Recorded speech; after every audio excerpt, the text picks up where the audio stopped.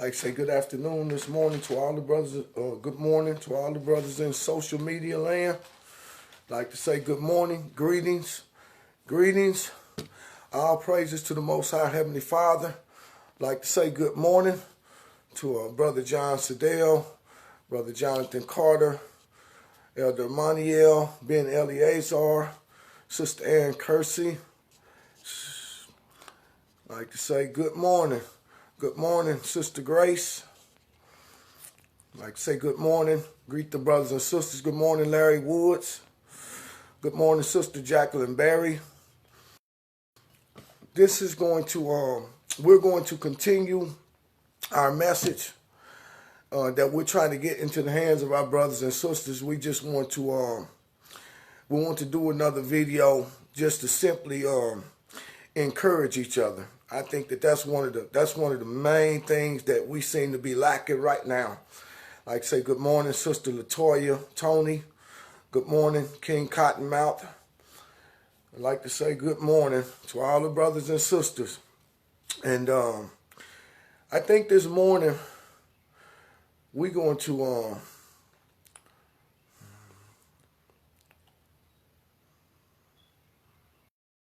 man, my heart bleeds to hear that. My heart bleeds to hear that.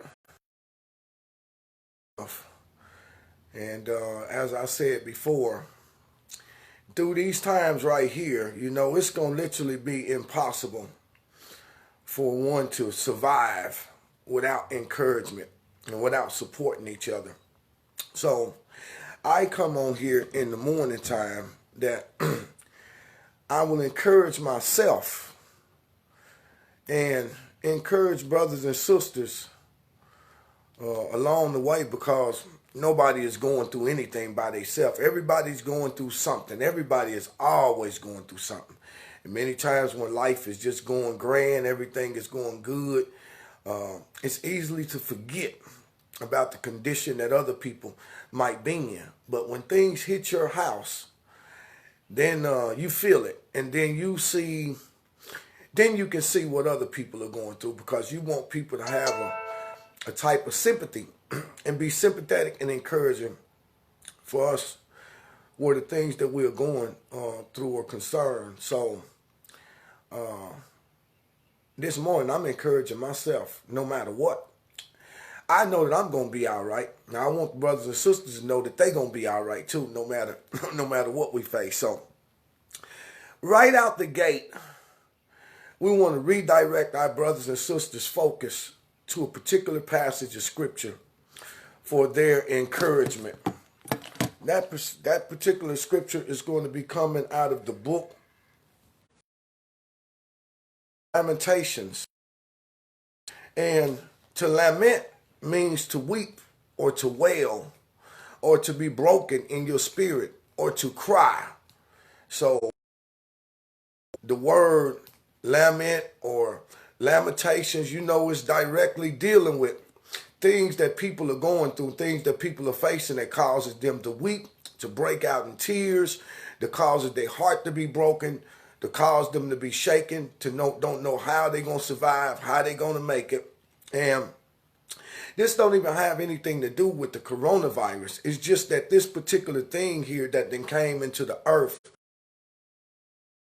doing, it have become the thing that have become a reality to really make people sensitive to the things that's going on in their world.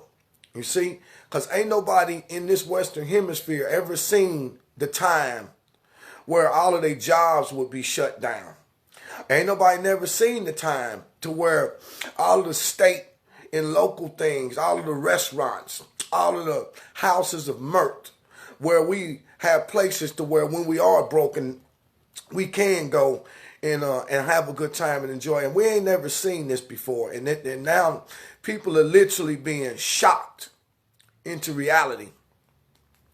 And so, and even though we know that this particular thing right here is not predicted to last long, because anything that men can predict not to last long, you know that that's not something that the Most High sent into the world, because if the Most High sent it into the world, it ain't going to be nothing that nobody can do. But I like to believe that according to prophecies, the Most High allowed things to happen so that the brothers and sisters can have faith built, you see? And so rather than be shaken by these things, we want to redirect people's focus so that they can be able to see that this is the Most High giving you glimpses, sprinkles and glimpses of what the future will be. Because as long as the world is controlled by wicked men, it will only get worse. But the Most High ain't going to allow us to be blindsided. So he let us see little sprinkles and foreshadows of things that are coming, so that we can understand not only how to prepare for it, but so we can also have faith built by understanding is that he already seen these things happen. See, prophecy is not a prediction. It is not a prediction. Prophecy is the foresight of the Most High, who has all knowledge, past, present, and future. It is his foresight of the future that caused him to be able to see down through time, from generation to generation. And then by his spirit, he reveals those things to his people. And his people now write those things down that the Most High revealed to them. And by that prophetic word is what builds our faith, because when we see the things that God seen, that he showed men, when we see them materialize in the world that we are living in, it causes faith to be built. Because you said, well, God's seen it already. And this is contained in the Bible. And if it's contained in the Bible and it was written all these years ago, and now I see it materializing in my life, that means that God's word is true. That means I can trust God's word. I can take his word to the bank. And what that faith does is it causes you to say, okay, well, if God said these things was going to happen, let me see what God say about his people while these things are happening. And so I want to encourage some brothers from the standpoint of life itself. And I'm going to shoot straight for the jugular vein because there's particular subjects that we overlook, that we never talk about, that other brothers really need to be encouraged in too. Sisters need to be encouraged in too. We're talking about the things that are going on in our everyday life. When we walk out of our doors, no matter what city we live in, and we see our brothers riding around in nice, pretty cars with $10,000 paint jobs, and then, 28-inch rims, and we see our brothers doing all of these things, we know that how do our brothers get this money? They get this money through the selling of drugs. But most of the drugs we sell to our own people. So it's a two-headed coin. You have a group of people that are on drugs, that buy the drugs, and then you have a group of people that are selling the drugs. It don't mean that either of the group of people are bad people.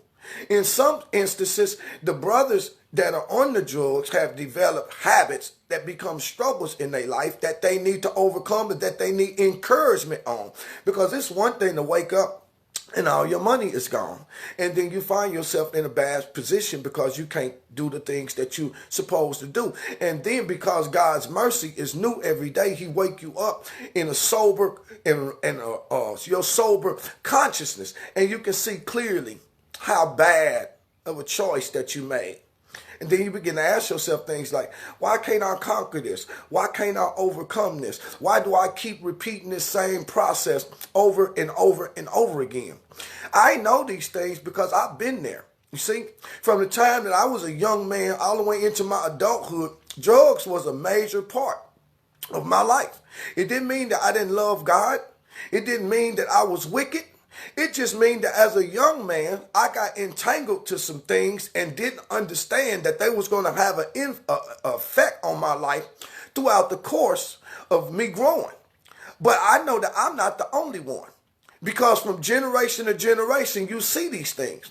So we want to encourage all of the brothers and sisters that are seeking the Most High, because even through those times, I was reading my Bible. I was studying my Bible. Even those times, I still wake up, pray every morning. But there was a part of myself that had become connected to something that really wasn't no good. And what it do is it create a struggle in your life. And sometimes that struggle brings you into a hopeless position, because instead of people encouraging you, they look down on you.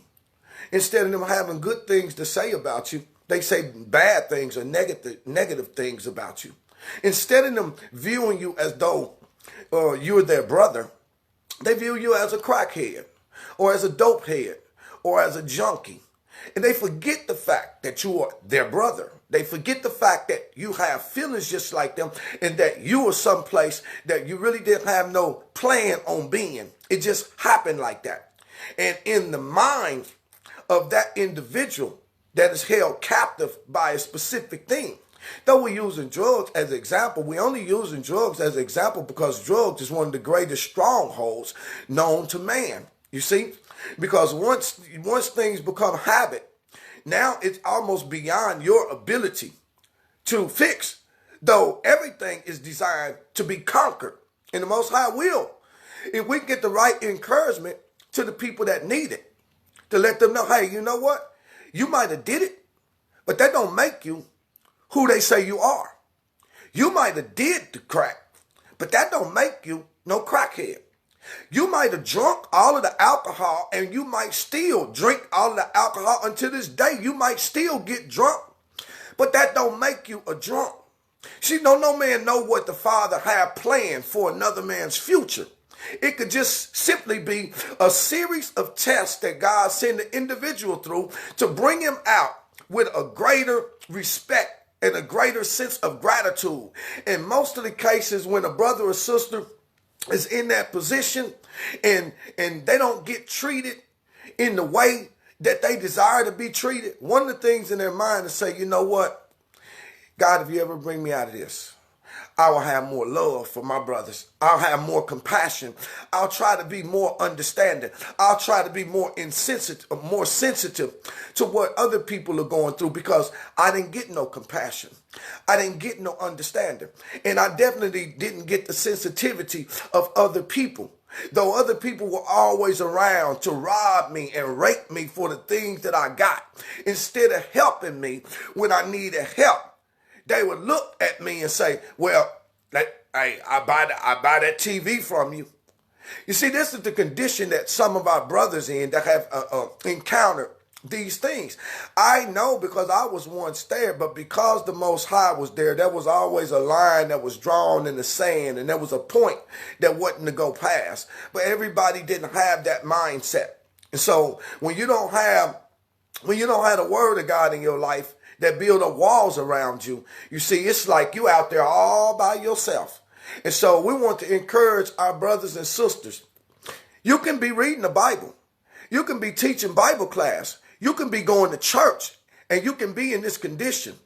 I know, because I've been there. But just because that's where you at, that don't mean that that's the end of it.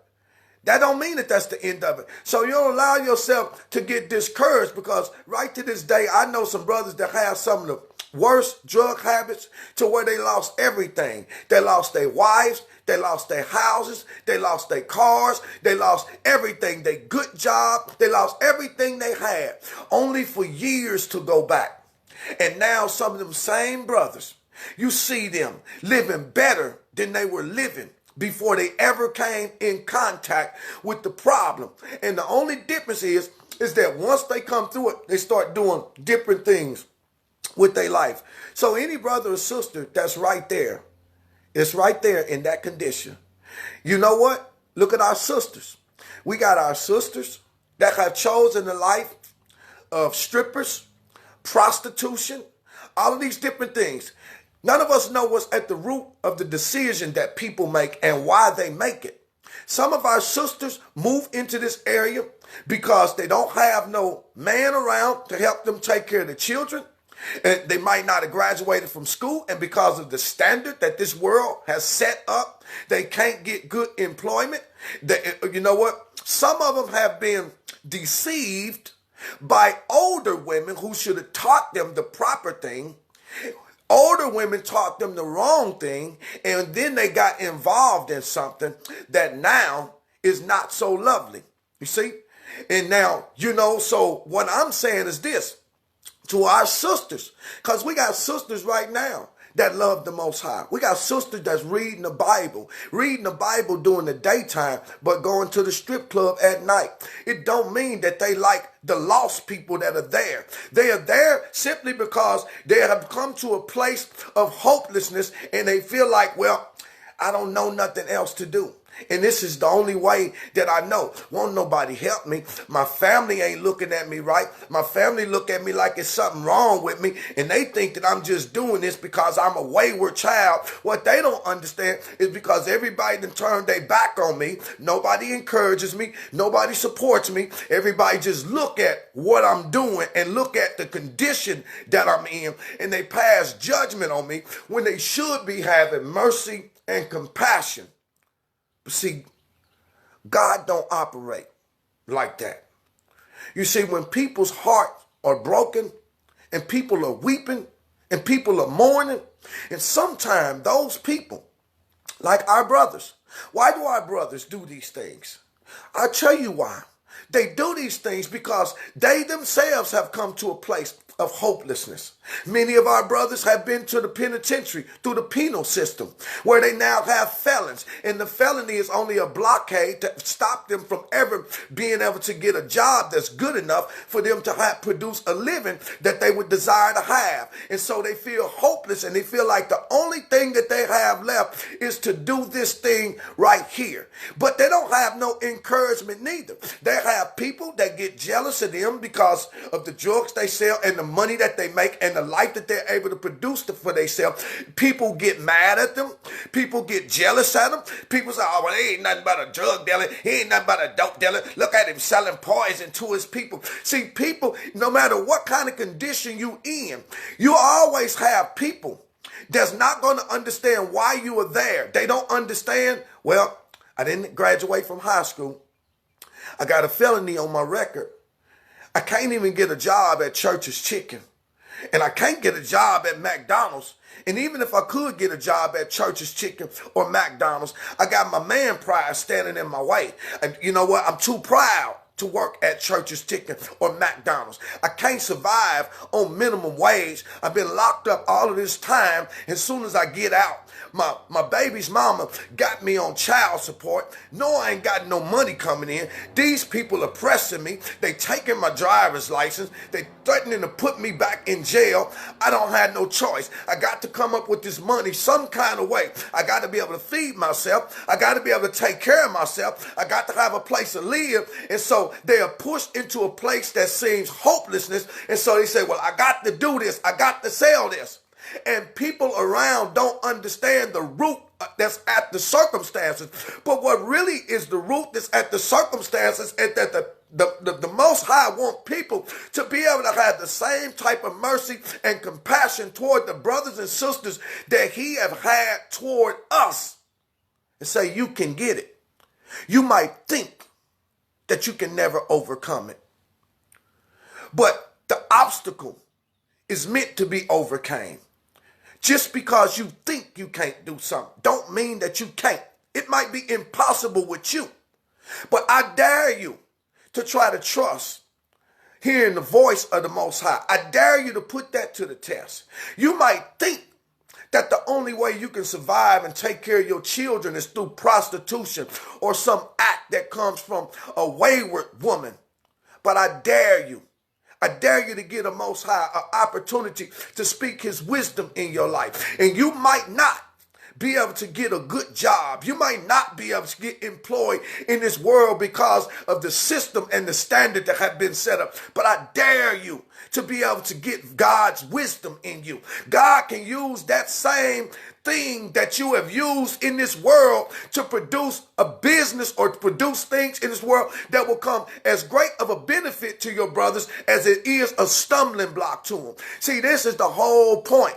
You see, because we got a habit of just looking at where people at and what they doing. But I know beyond a shadow of a doubt, when I was in the very midst of my madness, while we got our brothers out here caught up in adultery and cheating on their spouses. And once you get in them situations, it ain't so easy to get out of them. And people don't look at you like you got a good character. They look at you like you're raggedy. Look at him. He ain't nothing. He is a no good joker. He ain't worth 2 cents. They don't understand that sometimes you can be walking along the way, minding your own business, and your foot can step into a clamp. And that clamp is those things that cause hard circumstances. You wasn't looking for it. You wasn't trying to find it. It just happened to you. And before you know it, you'll have something clamped on your foot that no matter how you tried, you couldn't get it off. And the people wasn't looking at the clamp. They was looking at the limp. And if they would ever stop and said, wait a minute, I see this limp, but what's causing my brother to limp? They would have looked over there and seen the clamp. And then the next thing is, how can we get this clamp off my brother's foot? Because if we can get this clamp off my brother's foot, then he can be healed and he can learn how to walk straight. So a vast majority of the things that we are facing on a day-to-day basis, we all have to assume the responsibility for. And a lot of times the Most High allow things to happen in this world to people who think, well, I don't do that. I don't do that. Oh, I don't do that. I serve the Most High. I'm the Most High's child. Well, you know, sometimes the Lord allows something like a coronavirus to come in because he'll show you, hey, if I didn't give you that job, you would be in the same condition. You'll be facing the same circumstances as your brother. You let you be out of work for 3 or 4 months when you used to paying rent and you got a mortgage, you got lights, you got gas, you got water, you got children that got to be taken care of. You let you lose your job for 2 or 3 months where you can't get another. And I guarantee you'll be in the same condition that your brother was in. You'll be looking for something to sell somebody. You'll be the one trying to climb through somebody's window. You'll be the one that's out there on the stripping pole. You'll be the one that will move into prostitution. And it won't be because you are wayward or a wicked person. It will be because you have found yourself in a desperate place. And desperate people do desperate things. So that's right now what people are facing. Well, I had one of our sisters yesterday, and I ain't had the opportunity to get back through this time. You know what I'm saying? It's like the phone just jump. The only thing that I can do is direct people to the scripture. Bam, here, go read this. Here, go read this. Here, go read that. I don't have no counsel for people because even with my own life, I had to keep reading the scripture. Whatever's wrong, I got to keep reading the scripture because people can't be the solution. We can't be the solution to each other's problems, but we can encourage each other along the way. And how do we encourage each other? We encourage each other by understanding that at any given moment, any of these things can happen to us. You see? So now we got people seeing things that they ain't never seen before. Now we got people in situations that they ain't never been in before. My sister, she said, well, I still got my job. I still working. I still got my money. But I don't have no place to stay. I need a place to live. In this time, we got people. When you lose your job and your jobs are shutting down, how you going to pay your rent? Most people are living from paycheck to paycheck. Most of us don't save and most of us don't store up because we put so much trust in this system and into these jobs. The Most High knows that already. So when he allowed these things to happen, you have to understand they're not happening to come in to destroy you. They're happening so that they can come and redirect your mind and your focus to where you're going to put your faith in and your trust in when he do give the job back. Now, people can't pay their bills. Okay, what happens with their landlord? The landlord want to get paid. You got a job or whether you don't got a job. And the government, they trying to stop people at this time from evicting people. But the landlord ain't no different from he know that if he don't get this rent, he can't pay the mortgage on this property. And if he can't pay the mortgage on this property, then guess what? He's in the same. So it's a domino effect all the way across the board, all the way down the line. You got brothers and sisters that's, we all walks of life. So you got people that's facing eviction. You got people that can't pay their bills. Now, we got the things that's saying that the bills, everybody's putting everything on hold. But guess what? Everything is piling up too. So guess what? Those that ain't going to cut your water and your lights and your gas out through this period of time, after 2 or 3 months, you ain't paid, your bill is up here. Soon as they lift that order, guess what's going to happen? They're going to demand their money. And even though you got your job back, and even though these things is put back in place, your stuff still going to get cut out. They still going to do it because you can't give up what people are asking for.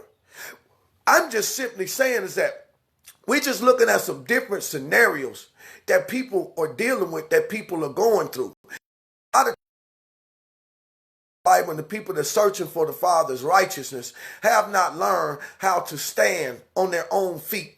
You see, because now it's been said, you know, when the Messiah approached a man and you know, he said, "Why do you speak of walking when I'm crippled?"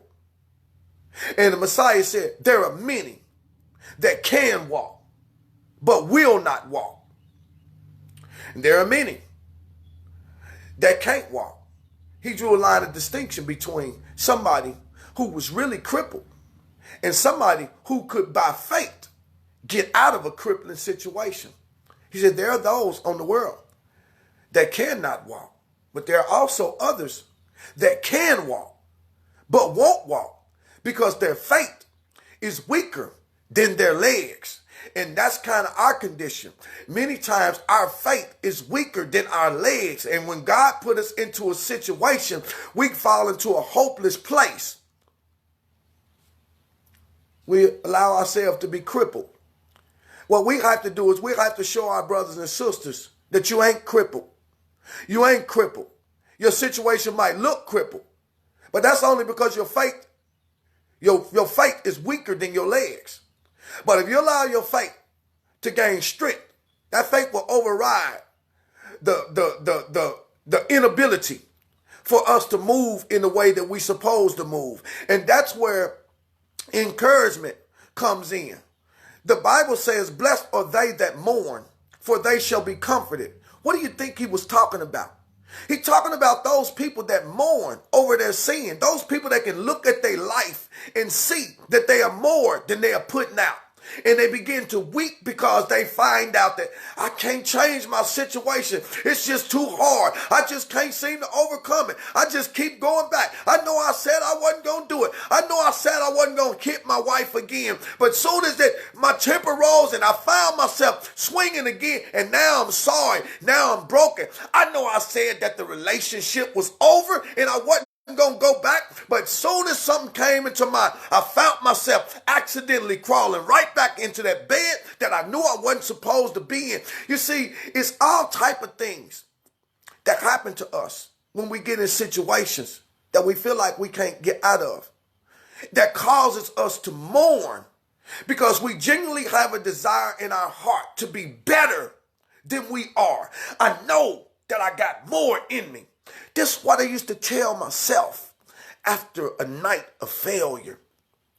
I know I'm better than this. I got more in me than this. People know. I know I got more in this. I ain't no business. I'm not going to let people look at me any kind of way. I'm not going to let people disrespect me and treat me like I'm a nobody because I'm caught up someplace that I never had no intentions being in. No matter how hard it is, if I got to read every page of this Bible, I'm going to rip this thing to shreds. I'm going to rip everything to shreds. I'm going to pray every prayer that I know how to pray. I prayed standing up. I prayed laying down. I prayed doing cartwheels. I prayed running through the park. I went out in the woods and hollered. I wept. I cried. I fell out in the floor. I fell out in the church floor. I fell out every place that you could. Everything that it took.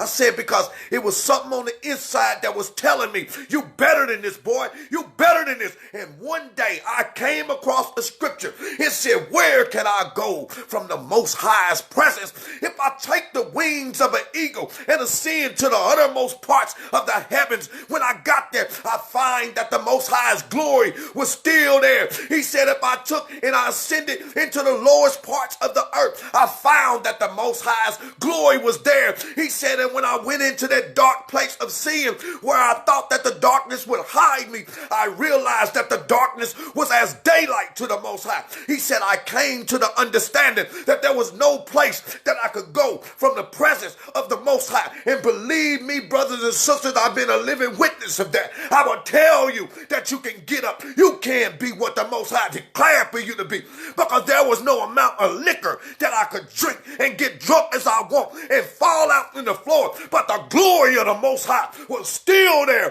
while I was throwing up all over the place. Come out of there, boy. You can make it. Come out of there. You better than this. You might have done it, but my mercy is new every day. And I'll wake you up the next day and the next morning. He said, ain't nobody can hold you as a captive to what you done yesterday. You might have done it, but that's not who you are. I got more for your life. And that's what he's saying to some of y'all. You might have done it, but that ain't who you are. I got more for your life. Ain't no place you can go. I'm telling you, I sat there, I smoked Primos up all night, be up 48 hours. I done lost the wife. I done separated from the children. I done lost the job. I done lost the business. And there I am, sitting there with a pistol in my hand, contemplating on whether or not I want to go and blow her brains out for leaving me in this condition, or whether I want to kill myself because I can't take it. But there, the glory of the Most High was there. You can make it. They might have called you a crackhead, but you ain't no crackhead. You're fearfully and marvelously made, created in my image. You can get up out of here. You can't go nowhere to get away from what I got for you. You're going to serve me, whether you come willingly or whether you come kicking and screaming. There ain't no place that you can get away from me. He said, and even when you crawled up in that bed that you had no business being in, you thought them four walls was going to hide you. But then you came to understand that no matter what I thought I was doing in the dark, up under the cover of darkness, with my hood on and my pistol on my jacket, looking for somebody who I could rob, the glory of the Lord was there. Said, come out of there, boy. Come out of there, boy. There ain't no place that you can go to get away from me. You're my child. Redirect your mind. Get your mind right. There is no place that you can go to escape the Most High's presence. That's what I come to tell you, brothers and sisters. That's what I come to tell you. So what about being on dope? So what about being on alcohol? So what, sister, if you're in the strip club? So what if you'd have prostituted yourself? So what if you'd have had an adulterous affair? So what if you'd have lost your wife? So what if you'd have been through the divorce? It don't matter. There ain't no place that God ain't there calling you out of there. Come out of there. That's what I'm telling the brothers and sisters. Because blessed are they that mourn. They shall be comforted. When you can look yourself in the mirror, and you can look yourself in the mirror, and I don't know if any of you ever been like me, but I've looked myself in the mirror sometime, and I've cussed myself out. You stupid mother, you damn fool. Why do you keep doing the same thing over and over again? Why do you keep on doing this? Why do you keep letting people see you in this condition when you're better than that? You know you got greatness in your bone. You know that you can answer the question better. You know that you can dance better. You know that you can roller skate better. You know that you got a better way of getting it done. Why do you keep doing this same old stuff? Why do you keep doing? See, many of you ask yourself the same question. And if you're a person that you ain't never looked yourself in the mirror and cursed yourself out about that foolishness, this blessing don't apply to you. This blessing only apply to the one that looked himself in the mirror and can see his shame and become sorrowful for it, to the point to where he begin to weep and tears come out of his eyes. He'll hit the floor and beg, oh, Father, please help me. Oh, Father, please help me. I want to serve you, but I can't serve you fully because I can't get over these things. Please help me. He said, blessed are they that mourn. They shall be comforted. They shall be comforted. Comfort comes from people that mourn. And to mourn is to lament. And to lament is to weep and to wail and to cry and to tear up and to be broken and to be to the point to where you understand, God, if you don't help me up. When I went in that church one day, I had a spirit of suicide on me. The Most High said, get up, go. I said, oh no, I can't go. I've been up 2 days straight. And I still got the spook on me. I can't go. He said, oh, you gonna go. So he sent the evil spirit. The evil spirit began to torment me. That's how I end up walking through the beauty shop with a 30 cal that I bought from one of my partners who is on this thread right now. His name is Lloyd Fowler. I had bought a 30 caliber from him, and I walked through the shop with that same 30 caliber as that wicked spirit started tormenting me with a spirit of suicide, contemplating, should I just blow my head off? But the only thing I had to do is do what God told me to do. He was trying to show me something. And I said, okay, I'm going to do it. And I jumped in my car. And I start rolling. And I come across the highway, and then the Most High, so it's like the Spirit starts speaking. Well, what I want you to do when you get there, I want you to prostrate yourself in the floor. And I said, I can't do that. I got too much pride to lay out in the floor. I got too much pride. Ain't nobody gonna talk about me. Ain't nobody gonna disrespect me. I might have had the problem, but I never lost my respect. I had too much pride for that. And he sent that spirit again. And as I was coming across the bridge, it was almost like the spirit began to take the steering wheel and said, just turn the wheel and it'll be all over. And that scared me so bad that I hit the gas. And when I got to that church parking lot, I threw my car in park. I ran up them steps. I pulled the door open. I ran down the aisle, didn't look at nobody, and I laid straight out in the floor and I cried like a baby. And guess what? They did talk about me. They did laugh at me. They did all of those things. What they didn't understand was what God spoke into my spirit.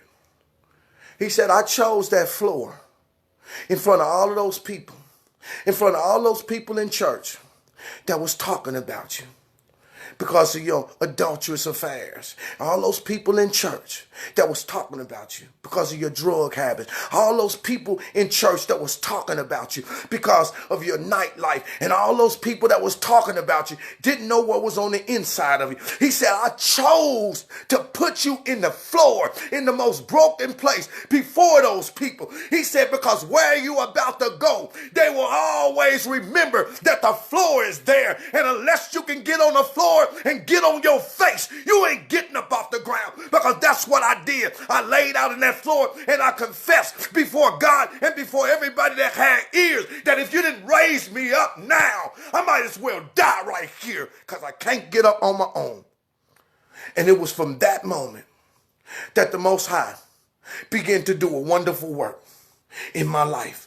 And they still talked about me the whole time. I never got the encouragement that I was supposed to get. I never got the encouragement that you can make it. Never got the encouragement that you could do it. Never got the encouragement God got a blessing for you. Never got the encouragement God gonna do something great for you. But I knew what God had spoke to me.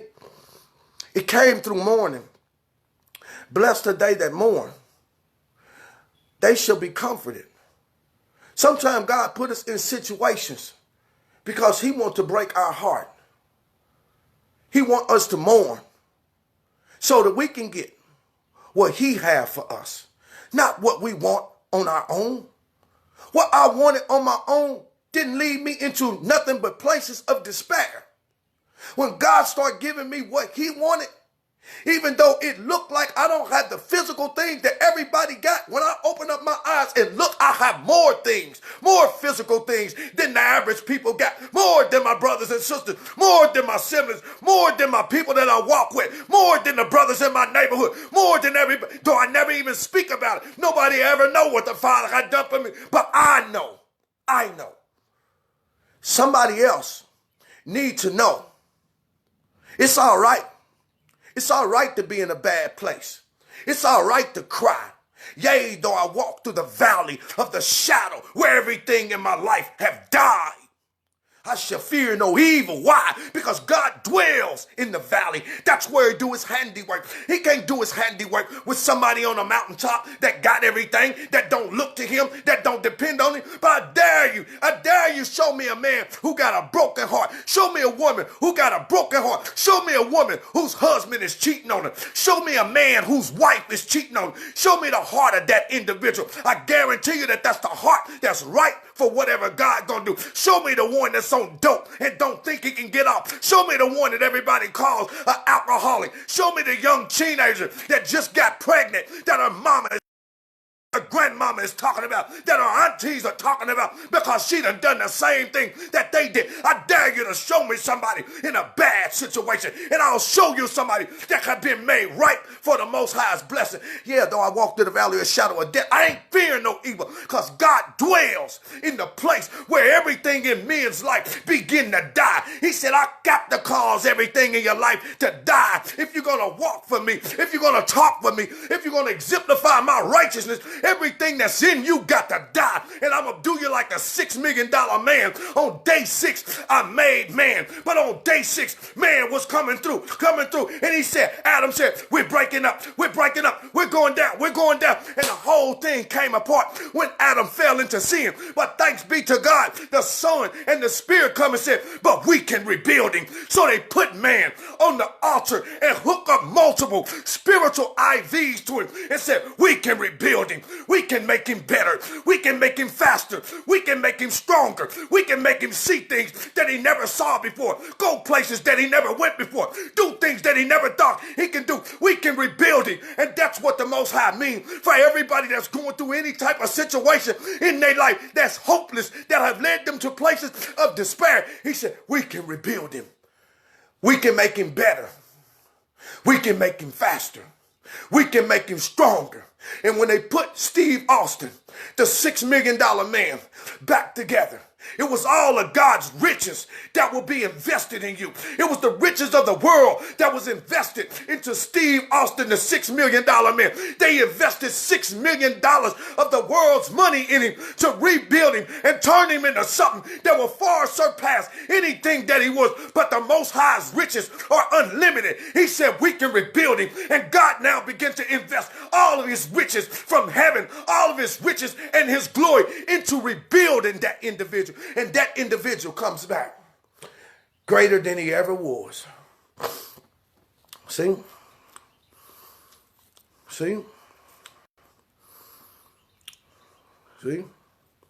Timothy Warren, I have always respected you as a brother. And even though you have a mindset that's different, I have never been harsh to you. I have never disrespected you. And I have asked you on several occasions, when we doing these videos, do not come here being a stumbling block. Okay, if you can't come on this page and be in agreement with brothers and sisters while we talking about, I don't take no pleasure in blocking people. And I would never block you. And one of the reasons why I don't block you is because I got this sick, twisted hope down on the inside that one day, sooner or later, cause you to see things a different way than how you seeing them. But my thing is that they agree. And if you don't agree with the things that are being said, why don't you strike up your own videos? Because if you come and do these things to my page, I don't have no choice but to block you. You see? Well, I don't expect everybody to believe what I believe. You see? We believe what the Bible says. And if you don't believe that, why are you here? If you don't believe that, you should hook yourself up with people that believe what. Because we're not going into no technicalities. Encouragement don't have anything to do with what you think. It don't have anything to do with no book. It has everything to do with living. So when you start talking about encouraging somebody and then you got somebody that comes along talking all this nonsense, you become a stumbling block. You don't believe in the Bible. That's fine. But don't be a stumbling block to the brothers and sisters that do. And if you're going to say something, let it be something to encourage people. You only come when we talking about the Bible. Well, the Bible's a fairy tale. Well, the Bible's a cartoon. Well, the Bible's this. Well, if you know that we talking about the Bible, what the hell are you keep coming over here for? I'm your brother, and you're my brother, and I accept you, whether you believe what I believe or not. But I would never disrespect you in that manner. So I've asked you once, and I'll ask you again. You see, we're talking about encouragement. If you got some encouraging words to say to your brothers and sisters, say them. But don't drag the attention of encouraging brothers and sisters away from what we doing. You see, that's the only thing that I'm saying, man. And you brothers and sisters, you got to be mindful of this, because yesterday it happened again. Right when we're in the midst of trying to encourage people, here comes some chick talking about, why don't you clean yourself up? You need to comb your hair. You need to do something to your beard. You look like you stink. Right when we was in the midst of doing all of that encouragement, this is what you got. But that's how Satan operates. And see, you know, and Timothy Warren, you know I'm your brother. We've been together for a long time, man, but I don't need to keep asking you the same thing. Some things, if you don't agree on, just don't agree on. But don't assault what I believe in. Because if you keep assaulting what I believe in, you can get your comments apart and you can make your statement without assaulting the things that people believe in. You see? You can speak about what you think life is from that standpoint, but when you start talking about stuff like, well, the God ain't real and Jesus ain't this and the Bible is a cartoon, don't you know what you're doing? You're throwing dirt in your own brother's face. You see? And then right then and there, your own brother got the right to come on there and kick your ass. But I don't. I don't do that.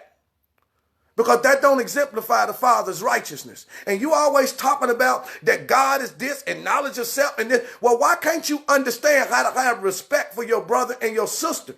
Why can't we see some encouraging things coming from you for every now and then?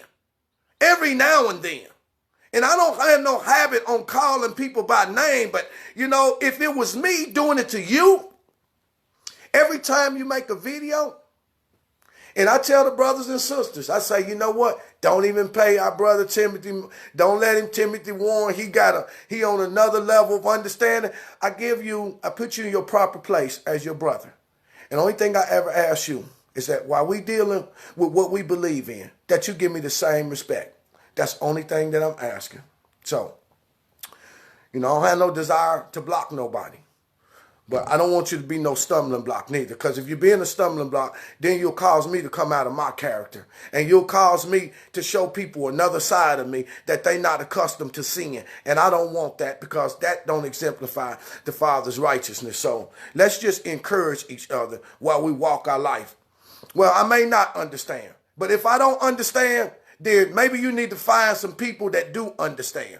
So my only thing is this, is that I know what you do. I've been watching you for years, but I ain't never disrespected you or treated no type of way. So that's another reason why brothers and sisters got to be encouraged. You see? Yeah. That's another reason. So let's go over here, and don't pay Timothy Warren no attention. After this video, he'll be no more. So he can say whatever he want to say now. And let him get it all out.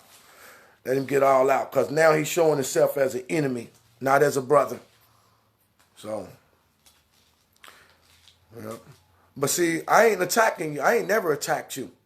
That question you just asked, you said, why not attack them rather than attack your brother? That question you just asked, you should go look in the mirror and ask yourself that question. Because I ain't never came to your video, if you ever done one. I ain't never came to your page. I ain't never commented on your post. I ain't never said anything. Because you know why? If I don't agree with what you're saying, it's better for me to keep my mouth closed than to open up a can of worms and bring division with my brother. So while you asking that question, why don't I attack somebody else instead of attacking my brother? You need to stand in the mirror and ask yourself that question. You on a thread with a whole host of witnesses that been witnessing your foolishness for the longest time. They know that I ain't never rose up and attacked you. But you keep doing the same thing. And it's baffling to me, because every single video, you were there. And you don't agree with nothing. But you got your own made up mind. So most cases, we just blow it off. But that thing I couldn't get past yesterday, when you talking about the Bible's a cartoon and all the characters in it are cartoon characters, you know, you throwing dirt in my face. You know what I'm saying? So that don't exemplify no brotherhood. And two can't walk together except they agree. Why everybody talk about the Bible, there's some simplistic things in there. And that's a good thing, brothers and sisters, because they use this for your encouragement. Anything that ain't good for you, anything that ain't meaning you no good, cut off from you. That's encouragement right there. Because you can't walk a life and then be encouraged and do what you do when you still got all the things that's causing you to stumble hanging on to you. So you got to be prepared to cut things off. So we're going to end the video right there. We wanted to just say, you know what, that like Adam, we painted a picture of Steve Austin and the $6 million man. I bet you remember that, Timothy Warren. You remember Steve Austin? You remember the $6 million man? I bet you remember that. So Adam broke up. Timothy Warren don't believe it was no Adam. Adam broke up, fell into sin, offset the whole balance of creation. Steve Austin broke up in a spaceship and literally died. But they said, we can rebuild him. So they put him on the table and they invested $6 million. That's what we're saying to the brothers and sisters for your encouragement. No matter where you at, if everything, the whole ship then came apart. Let me get something. Let me read one passage of scripture, and I'm gonna wipe the comments out so I don't be distracted by my brother no more. So I'm gonna read this last scripture, and I want the brothers and sisters to be encouraged by that. And even though I was talking to my brother, don't let that take nothing away from this video that we're doing. Let me show you something, and then I'm gonna end the video. Every morning should be a gift to the Most High. Before you get anything done, you should get on your knees and you should pray. You should seek the Father's face. You should ask for wisdom, and you should, you should make some type of time, quiet time, whether it's reading the scripture, whether it's tapping into a video. You should do something to get your day started, and then that's gonna make you feel a whole lot better. Hey, I honored the one that created me this morning. I thanked him for this air that I'm breathing that woke me up. I'm looking outside. I'm thanking him for this earth that's out here. That not only that I can walk around in it, but not only it helps me to survive. It provides for me my living because all things that were made came out of it. I am thankful to see the sun shining on my face because all of these things, they exemplify the fact that God's mercy is new every day. And when we read this scripture in Lamentations, this is what I want you to understand. It is of the Lord's mercy that we are not consumed, because his mercy and compassions fail not. They are new every morning. Great is thy faithfulness. I want to say this. I don't care what you have done. Nobody can hold you a captive to what you done yesterday, because God's mercy is new every day. How do we know his mercy is new every day, and what does that mean? It means that every day that your eyes open up, they open up according to his commandment. Every day that you can breathe in oxygen, that oxygen that you're breathing in is being obedient to the Father's commandment. As long as the things that he has created are still here every day, it is exemplification of his mercy toward us. Because if one of those single things that have been created ceased to operate in the obedience that it was given from day one, we would all die. We would all perish. So his mercy is attached to the things that he has created in this world to sustain life. And that means his mercy is new every day. And when he wake us up, no matter what I done yesterday, nobody can hold me a captive to that. Because yesterday is gone, never to come again. Today is a new day, and everything is made new again. So be encouraged, and don't be letting this coronavirus and all of that type of stuff throw you out of whack. We're going to look at this last scripture, and then we're going to show you that many of us where we at, we ain't the first person to been there.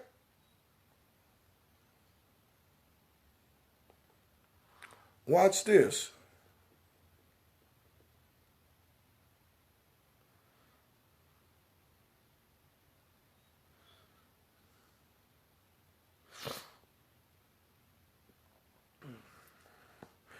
Watch this here. Let's go to the 27th chapter of the book of Acts. 27th chapter of the book of Acts.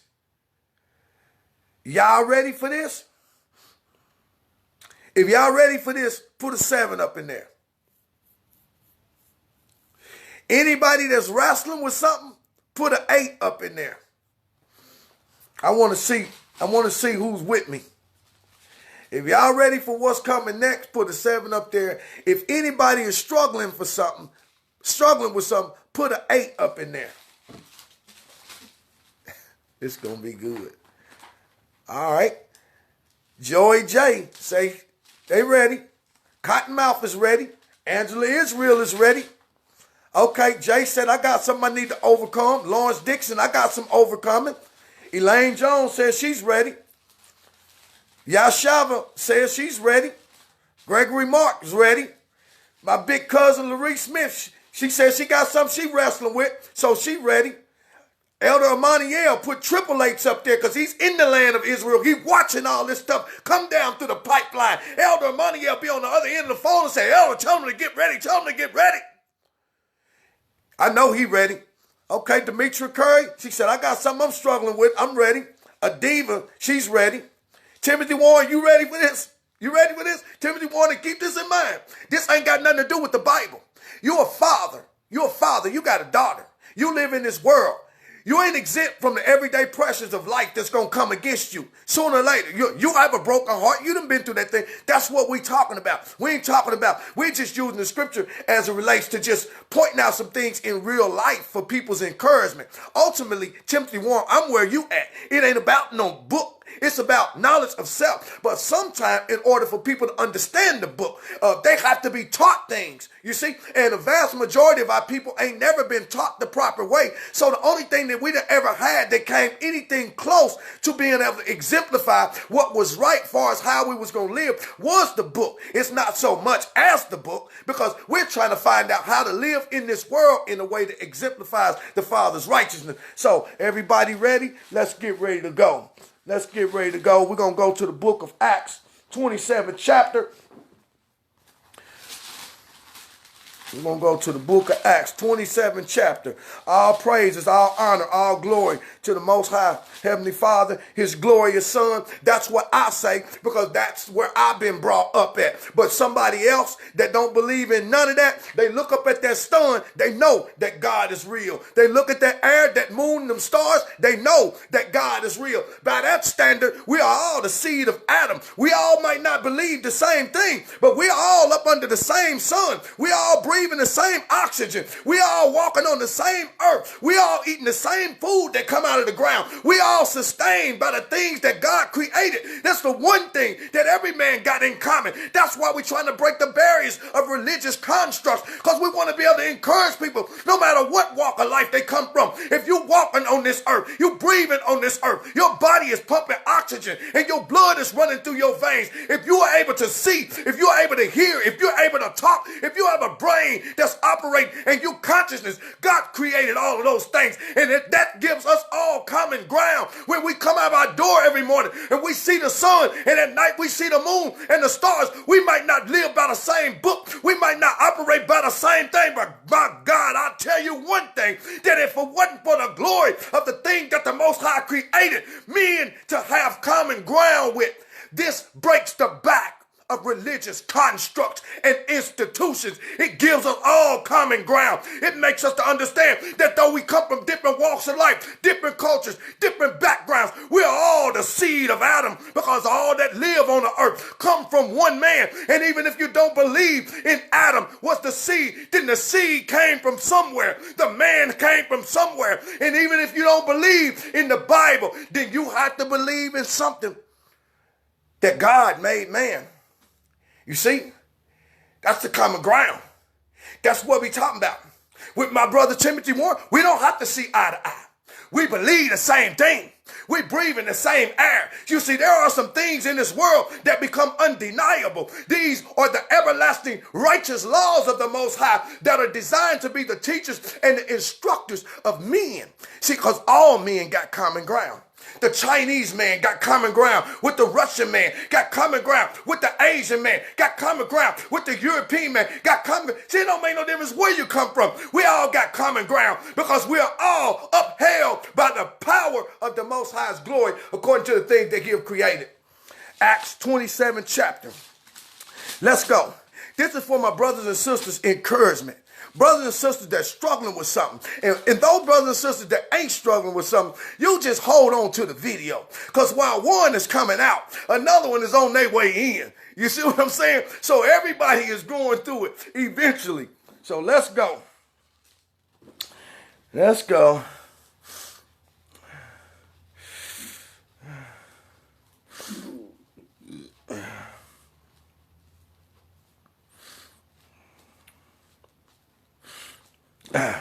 This is a story. This is a story dealing with the beloved brother, the so-called apostle, making his travels and his journeys on his way to Rome. So it says, I'm going to read it first, and then I'm going to come back, and then I'm going to just ask the Spirit to just give me the words, to just put it where it's supposed to be. And when it was determined that we should sail into Italy, they delivered Paul and certain other prisoners unto one named Julius, a centurion of Augustus' band. And entering into a ship of Adramyttium, we launched, meaning to sail by the coast of Asia, and Aristarchus, and Macedonia, and of Thessalonica, being with us. And the next day we touched at Zidon, and Julius courteously entreated Paul and gave him freedom to go unto his friends and refresh himself. And when he had sailed from thence, we sailed under Cyprus, because the winds were contrary. The winds were adverse against us. And when we had sailed over the sea of Cilicia and Pamphylia, we came to Myra, a city of Lycia. And there the centurion found a ship of Alexandria sailing to Italy, and he put us therein.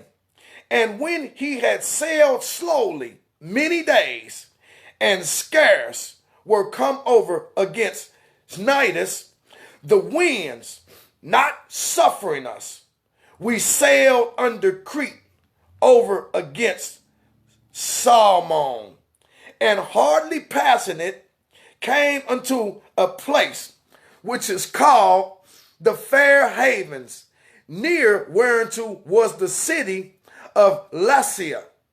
Now, when much time was spent, and when sailing was now dangerous, because the fast was now already past, Paul admonished them and said unto them, Sirs, I perceive that this voyage will be with hurt and much damage, not only of the landing of the ship, but also of our lives.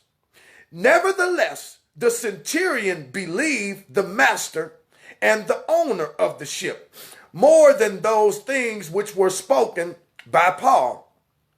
And because the haven was not commodious to winter in, the more part advised to depart thence also, if by any means they might attain to Phoenice, and there to winter, which is an haven of Crete, and lieth toward southwest and northwest. And when the south wind blew softly, supposing that they had obtained their purpose, losing this, they sailed close by Crete. But not long after, there arose it a tempestuous wind called a Euroclydon. And when the ship was caught, and it could not bear up into the wind, we let her drive. And running under a certain island, which is called Clauda, we had much work to come by the boat, which when they had taken up, they used helps under the ship, girding the ship, and fearing lest they should fall into the quicksands, straight sail, and so were driven. And we, being exceedingly tossed with a tempest, the next day they lightened the ship. And the third day we cast out with our own hands the tackling of the ship.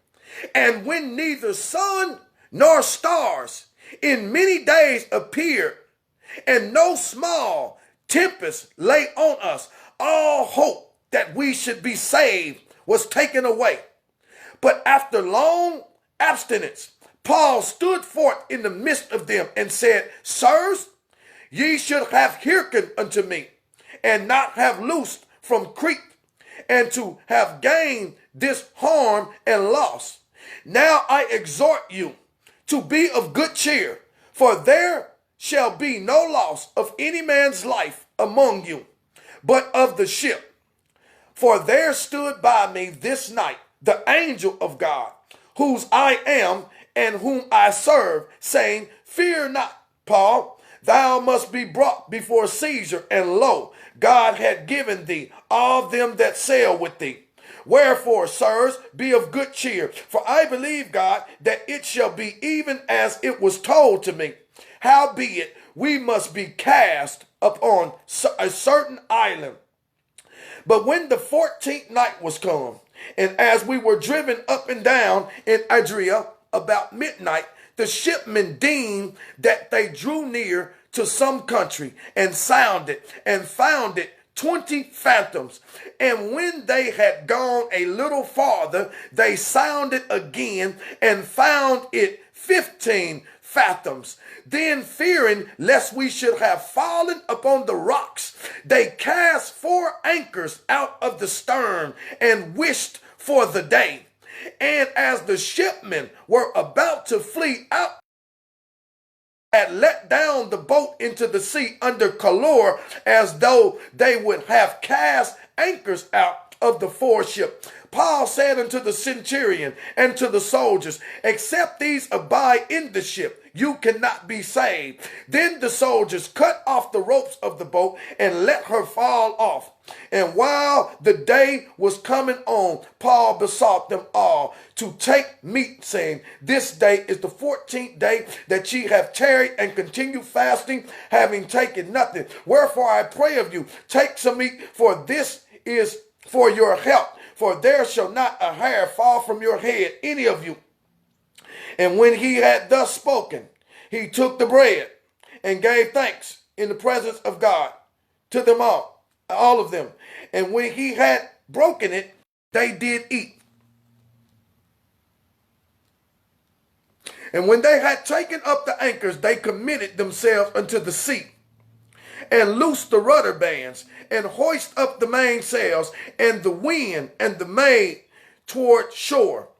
And falling into a place where 2 seas met, they ran the ship around, and the forepart struck fast and remained unmovable. But the hinder part was broken with the violence of the waves. And the soldiers' counsel was to kill the prisoners, lest any of them should swim out and escape. But the centurion, willing to save Paul, kept them from their purpose, and they which could swim should cast themselves first into the sea, and to get to land, and the rest some on broken pieces of the ship. And so it came. This story right here,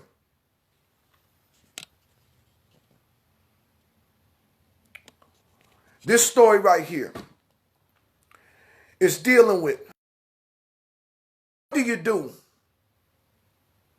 when it seemed like the very vehicle that's supposed to get you to your destination comes all apart? This is life that we live in. When we was coming up as kids, we had many bright futures, many good dreams, many things of what we desired to do with our life. And for some odd and strange reason, it took a turn and went into different places, and it didn't become what we thought it was going to be. These people were on a ship en route somewhere. And there were some key points that we're going to make using this particular thing right here. One of them is that verse 17, it says, when they had taken up, they used helps under the ship, guarding the ship, fearing lest that they should fall into the quicksand. Now, what we call the Holy Spirit, it comes from the Hebrew word ruach hakodesh. And then it's also of the Greek word allos parakletos, which means to help. It says now, they understood that the weather was bad, but they came to a certain place, they put helps up under the ship, guarding it.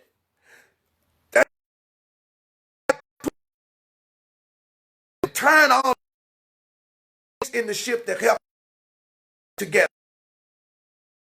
We start talking about they put helps on the ship. We got to understand is that to our encouragement, we need to know that we have help because we have the Spirit. Many people call it many things, but it's one and the same Spirit.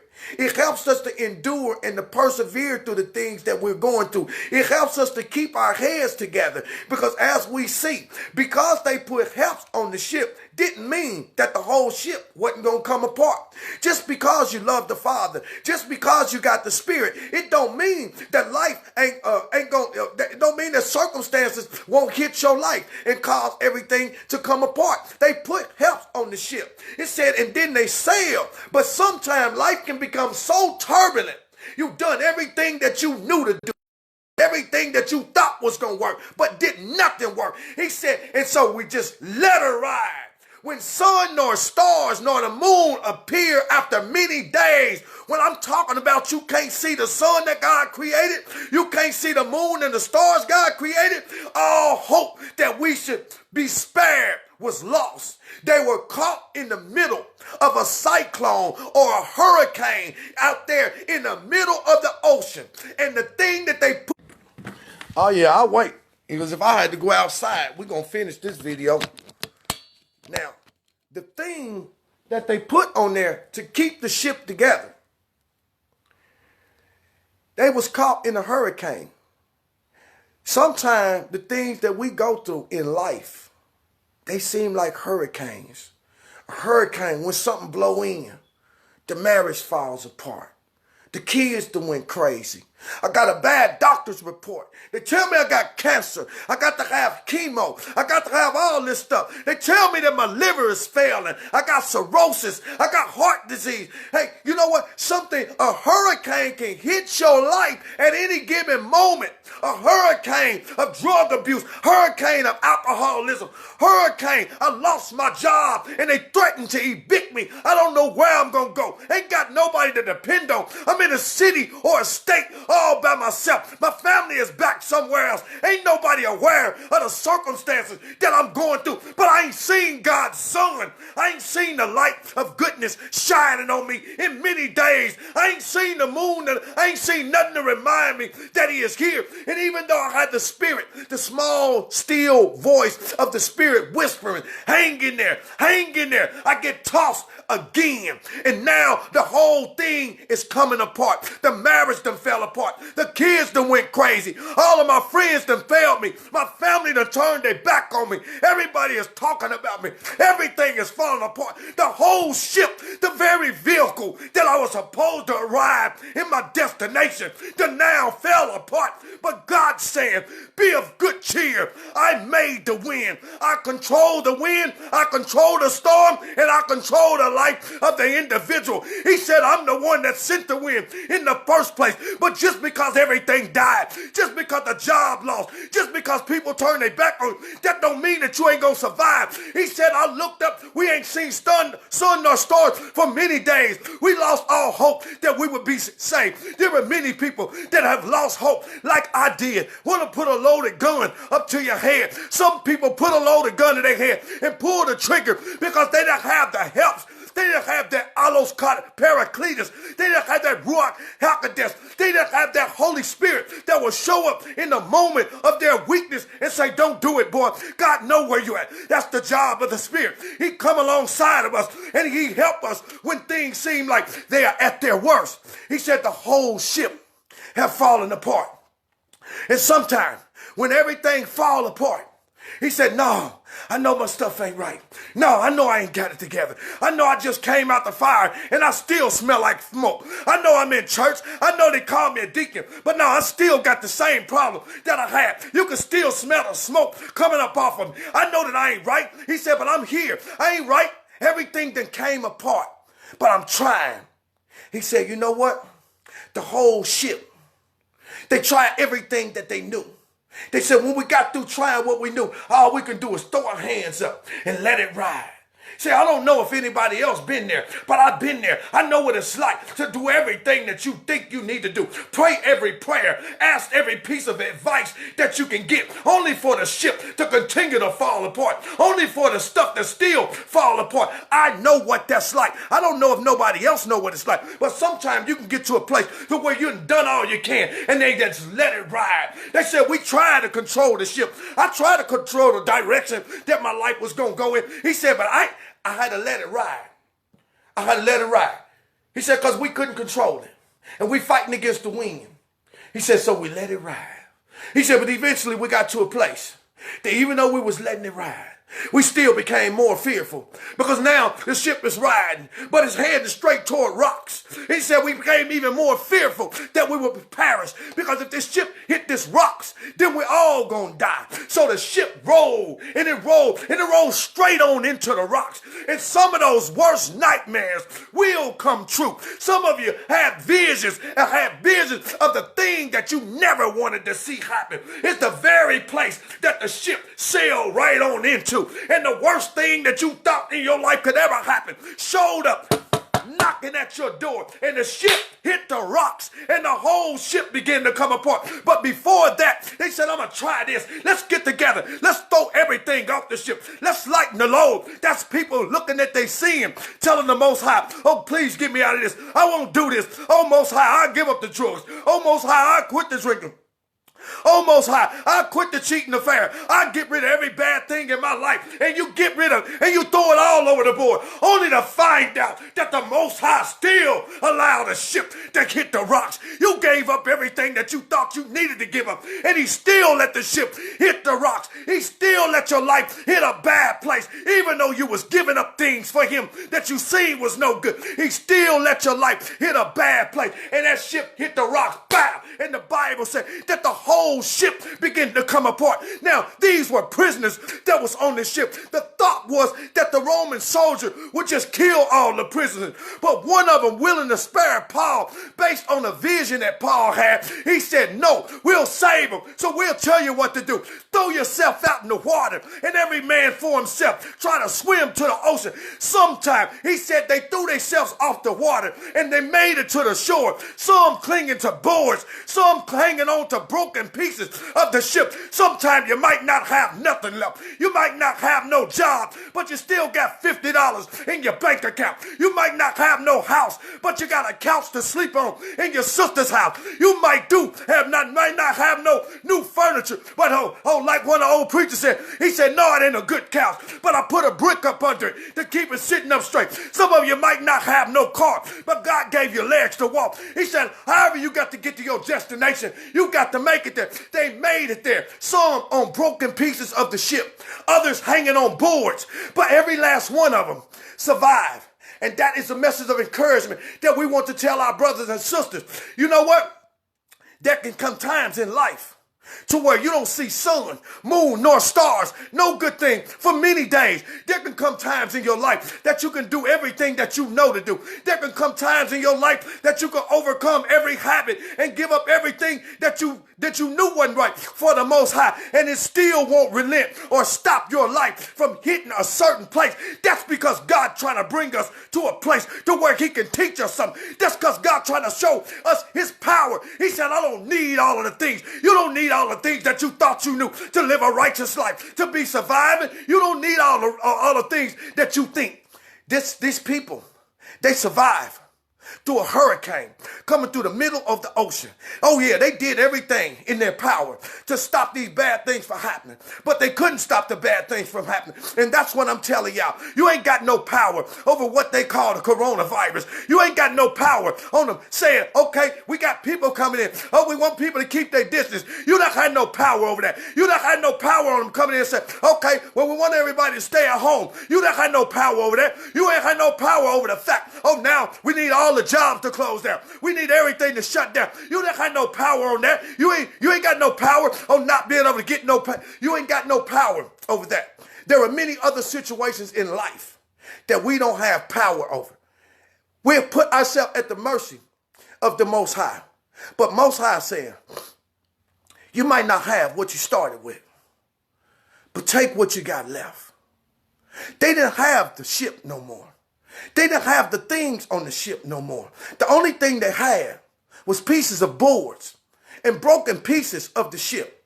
See, it might be the one thing that you got left. That's what God wants you to start thanking him for, because it's that one piece of a board that caused your life to be sustained. You got to look into your own life and find out what is classified as the piece of board, because that's what saved them. And this is what's going to save many of us. Will survive clinging to boards and broken pieces of the ship. You see, because as long as we survive, then the Most High, he can do whatever he wants to do with our life. These messages are about encouragement. I'm not talking about where people at, everything is good, everything is grand. These messages going to be for them too.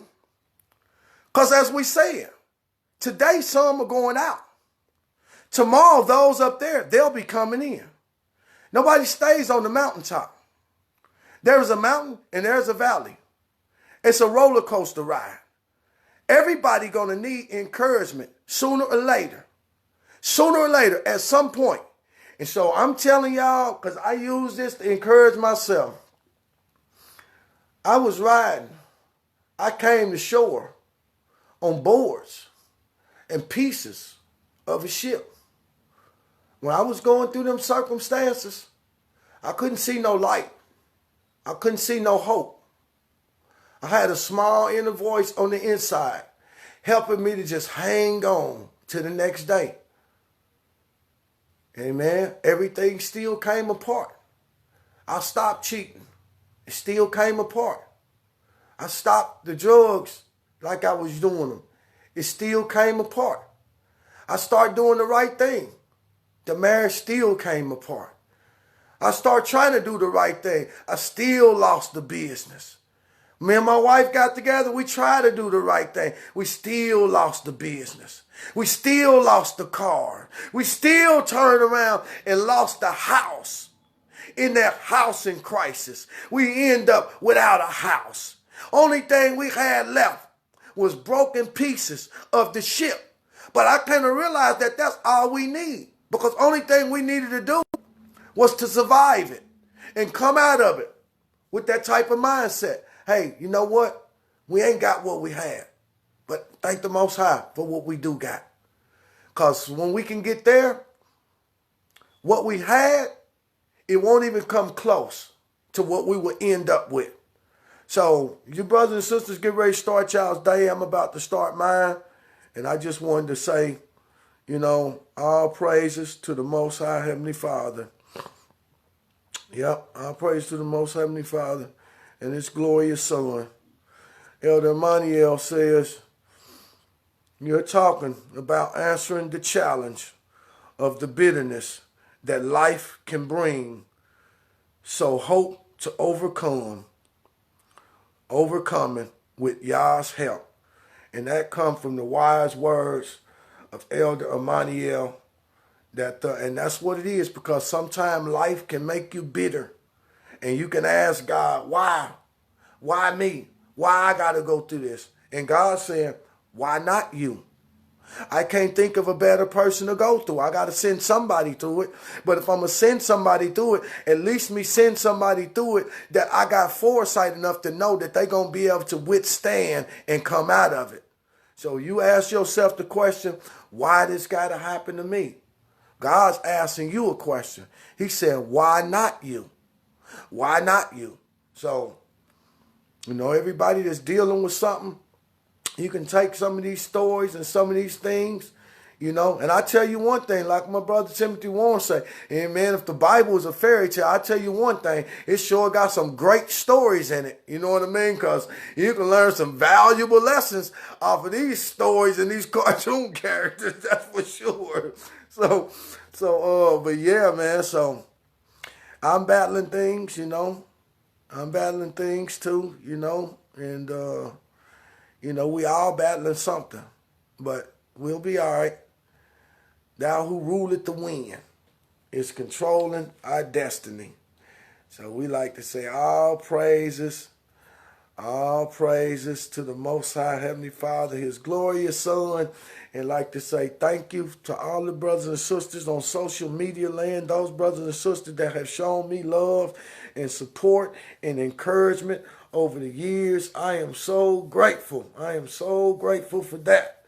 And so I'd like to say to my big cousin, Laree, I don't know if she's still on here, but if she ain't, it's a blessing to see her. And I want her to be encouraged too. So yeah, yep. So that's all good. So, y'all shalom, let us keep each other in prayer. And everybody have a good day, a good blessed day. Some of the brothers and sisters have been calling, and I've been kind of busy within the last couple of days, and I still will be busy today too. So I do my best to try to get back with everybody when I have the time to. And right now we're coming into the spring season. I've been out of work for almost 6 months. I've been out of work for almost 6 months, and then the money that had sustained me for the winter, the little $500-600 that has sustained me for the winter, the government is threatening to take away from me now. So I'm going to have to get out there and do the best that I can. So I'm gonna have y'all to pray for me. If I lose that means that it's probably gonna get a little bit harder, because I ain't ever gonna be classified as able-bodied again. I'm always going to be disabled. I ain't never going to be able to do the work that I once done, but the Most High don't want us to have our faith and our trust in no entities of this world, especially not the government. So, all praises to the Most High for that, and we're going to get done what need to be done. So those of us that's riding through the storm, you know what? We all riding on that ship together. But the Most High is the one that control the waves, and He the one that control the wind. And Paul's promise to the men was that not one of them would perish. And that's what I wanted to say to some of you brothers and sisters, that we riding on the same ship and we riding the same wave. And I don't see in the foresight that the Most High gonna allow not one of us to perish through these circumstances, but we're gonna come out of it greater than we got off the ship. And every last one of them brothers, when they made it to shore, they were changed individuals. They no longer had the same mindset, because there's something about facing death and losing everything that really brings your mind to a place of consciousness, to where you start really thinking about the things that are important, and you saying, God, give me another chance. I'm gonna think about this is what's important. And when them brothers came and landed on that shore, when we come through these circumstances, we're going to be dealing with the things that are most important. All that foolishness, it'll be over with. So, all praises.